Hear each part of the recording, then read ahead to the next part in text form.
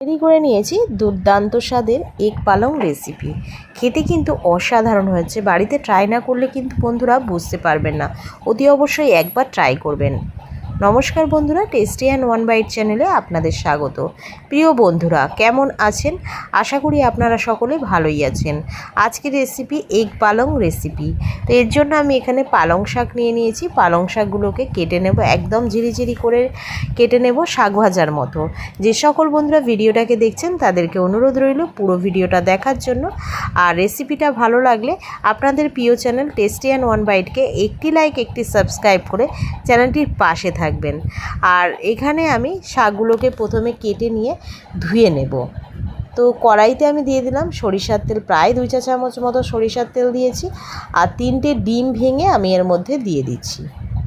দিয়ে দিলাম অল্প পরিমাণে লবণ, দিয়ে এবারে এটাকে ঝুড়ো ঝুড়ো করে আমি কিন্তু ভেজে নেব।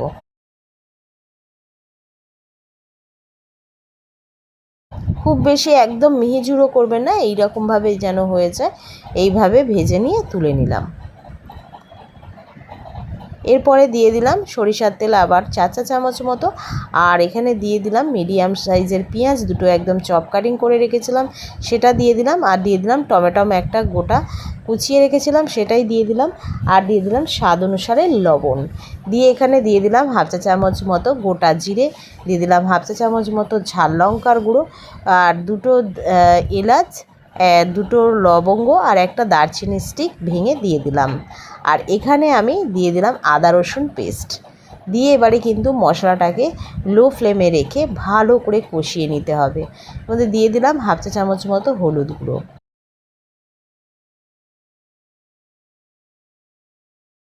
যতক্ষণ না কাঁচা গন্ধ যাচ্ছে ভালো করে কষিয়ে নিয়ে তেল ছেড়ে দিলে দেখুন শাকটাকে এইভাবে কেটে ধুয়ে নিয়েছিলাম, সেই শাকটাকেই এর মধ্যে অ্যাড করে দিলাম। দিয়ে ভালো করে নাড়াচাড়া করে নিচ্ছি। ঢাকা দিয়ে দিলাম শাকটা সিদ্ধ হওয়ার জন্য। ঢাকাটা খুলে এবার দেখে নেব শাকটা সিদ্ধ হয়ে গেছে। এরপরে যে ডিমগুলোকে আমি ভেজে রেখেছিলাম সেগুলোই অ্যাড করে দিয়ে ভালো করে নাড়াচাড়া করে নিচ্ছি।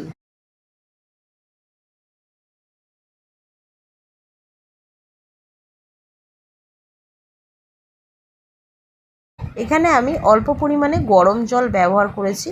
আর দিয়ে দিলাম হাফ চা চামচ মতো গোলমরিচের গুঁড়ো, আর 1 মুঠি মতো দিয়ে দিলাম কাসুরি মেথি, আর তার সঙ্গে দিয়ে দিলাম ধনেপাতা কুচি। দিয়ে ভালো করে নাড়াচাড়া করে বেশ খানিকক্ষণ ধরে মিডিয়াম টু লো ফ্লেমে রেখে এই যে রসালো রসালো ভাবটা রয়েছে এটা কমার জন্য অপেক্ষা করলাম। হাফ চা চামচ মতো চিনিও এখানে অ্যাড করেছি, দিয়ে স্বাদের ব্যালেন্সটা আসার জন্য। এরপরে ভালো করে নাড়াচাড়া করে নিয়ে একদম শুকনো শুকনো হয়ে গেলে আমি এটাকে নামিয়ে নিচ্ছি। রেডি হয়ে গেছে এগ পালং রেসিপি। বাড়িতে এইভাবে একবার ট্রাই করে কমেন্ট করে জানাবেন রেসিপিটা কেমন লাগলো। রেসিপিটা ভালো লাগলে লাইক এবং সাবস্ক্রাইব করে আপনাদের চ্যানেল টেস্টি অ্যান্ড ওয়ান বাইটের পাশে থাকবেন। আর তার সঙ্গে বেল আইকনটা প্রেস করে দেবেন, তাহলে সবার আগে নোটিফিকেশান আপনাদের কাছে পৌঁছে যাবে আমি যে ভিডিওগুলো ছেড়ে থাকি।